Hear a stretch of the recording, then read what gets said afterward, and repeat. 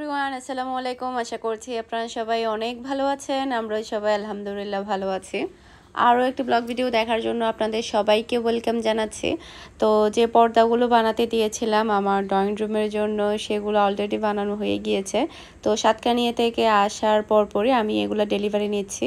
তো আমার সাথে ফুফিও এসেছে, ফুফিও পর্দা দেখছে ওনার ড্রয়িং রুমের জন্য। তো অ্যাশ কালার এই ব্ল্যাক কালার পর্দাটা কিন্তু অনেক বেশি সুন্দর, তবে কাপড়ের মানটা একটু মানে অত বেশি ভালো না, মোটামুটি। তো উনি হচ্ছে মানে ডিজাইনটা লাগাবে। তো এখানে কিন্তু নতুন নতুন আপডেট ডিজাইন এসেছে, আমরা এসেছি জিসিতে। তো এখানে কিন্তু ভালো মানের, সে সাথে হচ্ছে নতুন ডিজাইন, তারপরে উন্নত মানের পর্দা যদি আপনারা নিতে চান তাহলে আপনাদের এখান থেকে নিতে হবে। তবে প্রাইসের দিক দিয়ে অন্যান্য জায়গা থেকে একটু বেশি এখানে, মানে অন্য জায়গায় একটু কম পাওয়া যাবে, তবে এখানে 300-400 টাকা একটু বেশি হয়। তো আমরা অলরেডি পর্দাগুলো নিয়ে এসেছি, সাথে ওখান থেকে লোকও দিয়েছে এগুলো সেটিং করে দেওয়ার জন্য। যেহেতু 2 পার্টের হবে, একটা ডিজাইন হবে আর একটা হচ্ছে মেন পর্দাটা হবে, সে কারণে হচ্ছে 2টা মানে হবে। তো সেই কারণে হচ্ছে লোক পাঠিয়েছে। আর এদিকে হচ্ছে মিহির দায়িত্ব হচ্ছে মানে মাছকে খাবার দেওয়া। প্রতিদিন সন্ধ্যাবেলায় মিহি মাছকে খাবার দেয়। ওর দায়িত্বটা ঠিক মতো পালন করছে। যদি এই দায়িত্বটা যদি আমার ক্ষেত্রে পড়ে, সেক্ষেত্রে যেটা হবে কি, আমি 1 দিন দিব, 3 দিন দিব না, মাছগুলো না খেয়ে পড়ে থাকবে, এরকম একটা অবস্থা। তো পুরো পর্দা আমার সেটিং করা হয়ে গিয়েছে। এই ডিজাইনটা আমার কাছে অনেক বেশি ভালো লেগেছে, মানে দেখার সাথে সাথে আমি পছন্দ করে ফেলেছিলাম। ফার্স্টে হচ্ছে আমার আরেকটা ডিজাইন পছন্দ হয়েছিল, তো এটা দেখার পর আমি আবার আমার মানে এটা চেঞ্জ করে ফেলি, এটাই তারপর অর্ডার করি। কেমন হয়েছে আমাকে অবশ্যই আপনারা জানাবেন।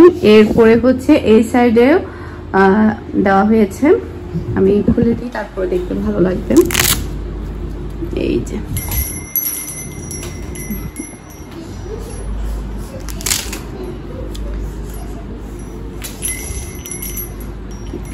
যে মাশাআল্লাহ, এটা হচ্ছে এই সাইডের লোক। এরপরে এই 2 জানালার যে পর্দাগুলো ছিল এগুলো আমি দিয়েছি হচ্ছে ইয়াতে, এখানে দিয়েছি, এই জায়গাতে সিস্টেম ছিল, মানে আমার রুমের সাথে রান্নাঘরের সাথে ডাইনিং রুমের সাথে পর্দা দেওয়ার একটা সিস্টেম ছিল, এটা দিয়েছি। এরপরে বাকি পর্দাটা দিয়েছি আমি মিহির রুমে, এই যে মিহির রুমে এই জানালাতে, এই যে এটা হচ্ছে মিহির রুম। তো পর্দাগুলো কেমন হয়েছে সেটা আমাকে অবশ্যই কমেন্ট করে জানাবেন আপনারা। আর সেই সাথে আসলে আমি যখন মিহির রুমে ভিডিও করতাম, মিহির খাটে বসে ভিডিও করতাম, তো যেই সাইডটাতে পর্দাগুলো ছিল না, আমাকে মানে অনেকবার অনেকে বলেছিল যে আপনি এখনো মিহির রুমে পর্দা লাগাননি, পর্দা লাগালে ভালো লাগবে। আসলে আমাদের সবার মধ্যে কিন্তু একটা প্ল্যানিং থাকে।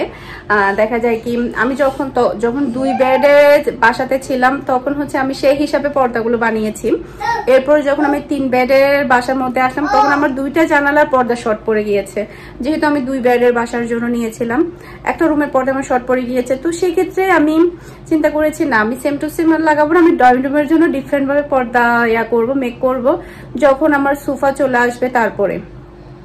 দেন তো এর মাঝখানে তো অনেকজনে বলেছে যে পর্দা কেন দিচ্ছি না, পর্দা দেন, ভালো লাগবে, এটা সেটা। তো যাই হোক, সবার মাঝে কিন্তু একটা প্ল্যানিং থাকে, সেটা কিনা সময় সাপেক্ষে করা হয়। হ্যাঁ, নির্দিষ্ট একটা সময় আসলে দেখা যায় কি সবার মাথায় থাকে, সেটা হয়তো বলা হয় না বা করা হয় না, এই আর কি। যখন আমার এখন বাসায় সোফাও চলে আসলো, দেন আমি পর্দাও বানালাম। আর এই পর্দাগুলো আমি মিহির রুমে বা আমার অন্যান্য জায়গায় আমি সেটিং করে ফেললাম। বিজনেস রুমের জন্য যেহেতু আমি আলাদা পর্দা করেছি, সেই জন্য আমি বাকি পর্দাটা এই জায়গাতে লাগিয়ে দিয়েছি, ডাইনিং রুমের এখানে, আপনারা তো দেখেছেনই। আর বিজনেস রুমের জন্য তো আলাদাভাবে আমি মেক করেছি। ওই 2টা পর্দার দাম নিয়েছিল 6,500 টাকা। আর এই ফুল এই পর্দাগুলো আমার বানাতে, মানে এই 2টা পর্দা বানাতে আর উপর ডিজাইনটা সহ বানাতে আমার টোটাল খরচ হয়েছে 21,000 টাকা।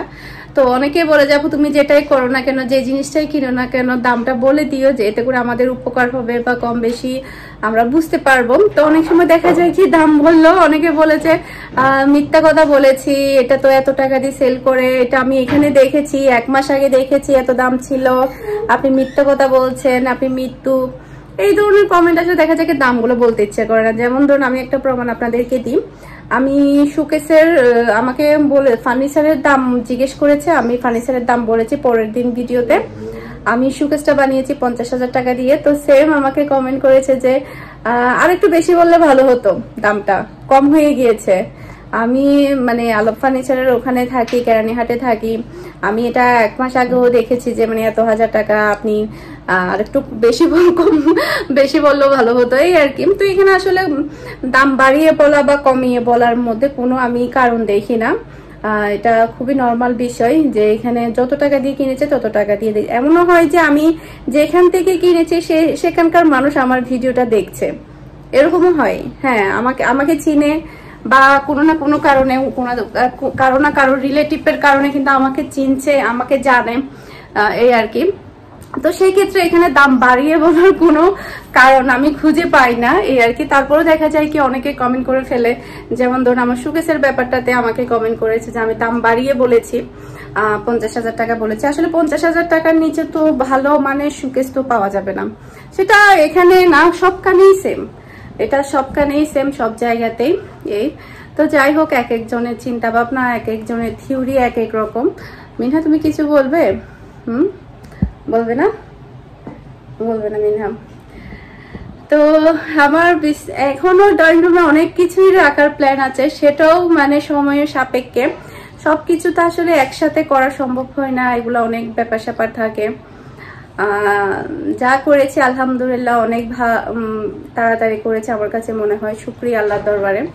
এই আরো প্ল্যান আছে, এখানে নিচে গালিচা দেওয়ার প্ল্যান আছে, তারপরে দামি থেকে একটা পাপুস কিনতে হবে, এরপরে টপ কিনবো, এদিকে হচ্ছে শোপিস রাখার জন্য স্ট্যান্ড বানাবো, তারপরে ওই সাইডটাতে ওয়ালমেট সেট করব। আরো অনেক অনেক অনেক অনেক অনেক অনেক প্ল্যান আছে, সেটা কিনা একদিনে আসলে কোনো কিছুই সম্ভব হয় না, ধীরে ধীরে একটা একটা করে ইনশাল্লাহ হয়ে যাবে ফুল সেটিং। এই আজকে এতটুকু অবধি করেছি, সবই আল্লাহর দোয়া রহমতে। তো কেমন হয়েছে আমাকে তো অবশ্যই জানাবেন আপনারা। এই আমার আসলে এই কালারটা অনেক বেশি ফেভারিট, সি গ্রিন কালারটা আমার কাছে অনেক বেশি ভালো লাগে, যে কোনো ড্রেসের ক্ষেত্রে হোক বা আমার ফার্নিচারের ক্ষেত্রে হোক, অনেক বেশি ভালো লাগে। আমার কথা বলো না, আমি যখন সোফার কাভার গুলো পছন্দ করতে যাই, সেম আমি সি গ্রিন কালারের একটা সোফার কাভার পছন্দ করেছিলাম। তো সেক্ষেত্রে আসলে অনেক সময় দেখা যায় কি আমাদের চোখগুলো অনেক উপরে উঠে যায়, যার কারণে আমাদের হাত নাগালের বাহিরে চলে যায়। যখন আমি সি গ্রিন কালারের কাজ ছিল, সেটা যদি আমি লাগাতাম তাহলে আমাকে আরো এক্সট্রা, শুধু কাপড়ের ক্ষেত্রে এক্সট্রা আরো 20,000 টাকা পে করতে হতো, মানে গছ হিসাবে, মানে ফার্নিচারের দোকান থেকে যে টাকা দিয়ে আমাকে কাপড়টা দিবে তার চেয়ে আরো অনেক হাই মানে দামের আমি পছন্দ করেছিলাম। তো সেক্ষেত্রে তো ওরা দিবে না, এটা খুবই নর্মাল বিষয়। তো বলেছে যে আমরা যতটুকু দিব অতটুকু দিব, বাকিটা যেটা আসবে সেটাকে আপনাকে দিতে হবে। সেই ক্ষেত্রে আরো 20,000 টাকা আমরা এক্সট্রা আসে, মানে সোফার ক্ষেত্রে। তো পরে বললাম যে থাক, এত টাকা এক্সট্রা দেওয়ার, আসলে যদি 10,000 টাকাও হতো তাহলে আমি এক্সট্রা দিতাম, এখন 20,000 টাকা আসে। তখন ওগুলো অনেক দামি পর্দা ছিল, এই তো ওটাও কিন্তু সি গ্রিন কালারের ছিল, অনেক বেশি ভালো লাগে এই কালারের ইয়াগুলো সবকিছুই। তো ঠিক আছে, তাহলে সবাই ভালো থাকবেন, সুস্থ থাকবেন, এখনকার মতো রাখছি, অন্যান্য কাজগুলো সব কমপ্লিট করি। বাই বাই দাও, বাই বাই।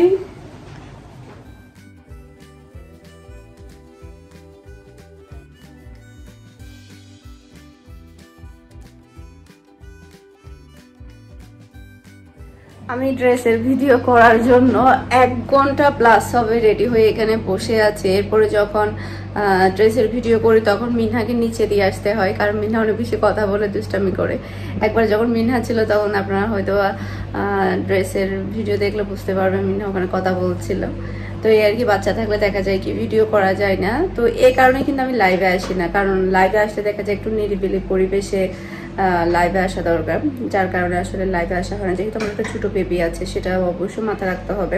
হঠাৎ করে কান্না করে উঠলো, সেটা হয়তো বা ভালো লাগবে না, কেউ হয়তো বা ভালোভাবে নিবে, আবার দেখা গেছে কি কেউ হয়তো বা ভালোভাবে নিবে না। এখন আমি ভিডিওগুলো দেখা যায় কি ওটা আমি কাটিং করে দিলাম বা একটু পরে ভিডিও করলাম, কিন্তু লাইভের ক্ষেত্রে তো এটা হয় না, যার কারণে আমি এই ভয়ে লাইভে আসি না। তো এই কাপড়ের ভিডিও করবো বলে রেডি হয়ে বসে আছি, সেই 1 ঘন্টা প্লাস হবে, কারেন্টের কোনো পাত্তা নেই। আমি রেডি হলাম, সাথে সাথে কারেন্টটা চলে গিয়েছে। এত বেশি লোডশেডিং হচ্ছে যেটা আসলে বলার বাহিরে, গরমে নাজেহাল অবস্থা, প্রচন্ড বিরক্ত লাগছে। আর একবার গেলে মনে হয় 1.5-2 ঘন্টায় আসেও না, এরকম একটা অবস্থা। তো দেখা যায় কি 7 থেকে 8 ঘন্টা লোডশেডিং হচ্ছে চট্টগ্রামে। কোন সাইডে কি হচ্ছে জানি না, তবে এখানে আমার কাছে মনে হচ্ছে আবাসিকে 7 থেকে 8 ঘন্টা অবধি লোডশেডিং হচ্ছে, সর্বনিম্ন 6 ঘন্টা। তো এটা অনেক বড় পেনের বিষয়। কাজকর্ম ক্ষেত্রেও কিন্তু অনেক প্রবলেম হচ্ছে, যেটা সত্য কথা। যেহেতু আমাদের অনলাইনে সবকিছু, দেখা যায় কি এমবি ইউজ করতে হয়, যেহেতু অনেকটা টাইম থাকে না, ওয়াইফাই থাকে না। এরপরে মোবাইলে চার্জেরও সমস্যা হয়, যেহেতু সারাক্ষণ মোবাইল হাতে নিয়ে রাখতে হয়, এই আর কি। আর গরমে আমার একদম হিজাব পরে নাজেহাল অবস্থা। আমি আসলে হিজাব বেশিক্ষণ অবধি পড়তে পারি না গরমে, আমার মাথা থেকে ধোঁয়া বের হয় আর মাথা ব্যথা শুরু হয়ে যায়, যার কারণে একদম খুবই বিরক্ত লাগছে। এই তো কারেন্টটা আসবে, এদিকে একটু বাতাস আসছে, এই যে এই সাইডটাতে একটু বাতাস আসছে, যার কারণে এখানে এসে বসলাম, যেহেতু এদিক থেকে অনেকটা আলো আসে। আর কারেন্ট আসলে তারপরে একেবারে ভিডিও করব। আজকে হচ্ছে 2টা ভিডিও করার প্ল্যান আছে, একটা হচ্ছে 550-এর, আর একটা হচ্ছে নতুন কালেকশন এসেছে সিকোয়েন্সের কাজ করা। ওই ড্রেসগুলো অনেক বেশি প্রিটি, ওই ড্রেসের ভিডিও করব। 2টা ভিডিও করার প্ল্যান আছে। নর্মালি দেখা যায় কি আসলে একটা ভিডিও করা হয়, আবার অনেক সময় দেখা যায় কি ভালো লাগলে 2-3টা ভিডিও করে ফেলি একসাথে। এই আজকে 2টা করার প্ল্যান আছে, দেখা যাক কতটুকু করতে পারি। তো কারেন্টের জন্য অপেক্ষা করি। আপনাদের সবার কি অবস্থা, ওখানকার লোডশেডিং এর কি অবস্থা আপনাদের এলাকার, আমাকে অবশ্যই জানাবেন। আর এখানে তো অবস্থা খুবই খারাপ হয়ে যাচ্ছে। আর আমার বাসায় একটু গরম, যেহেতু একটু রোদ আসে, আবার ফুফির বাসা আবার অনেকটা ঠান্ডা। ওখানে গেলে দেখা যায় কি একটু ঠান্ডা ঠান্ডা অনুভব হয়। এখানে কিন্তু প্রচুর গরম আমার বাসার মধ্যে। আবার এদিক দিয়ে অবশ্যই একটু বাতাস টাতাস আসে, যার কারণে একটু স্বস্তি পাওয়া যায়। তো কোনো পাত্তা নেই, বাসায় বসে থেকে থেকে আসলে বিরক্ত লাগছে। তাই চিন্তা করলাম যে ফুফির বাসায় যাই, নিচে গিয়ে একটু কথাবার্তা বলি, দেখা যাবে সময় কেটে যাবে। কারেন্ট আসলে আবার চলে আসবো। আসলে এখন আগে এটা করতো না, আগে দেখা যেত কি মানে 1 ঘন্টা যেত, সারাদিন মিলে 1 ঘন্টা পরে আবার চলে আসতো, সেই জিনিসটা কিন্তু ভালো ছিল।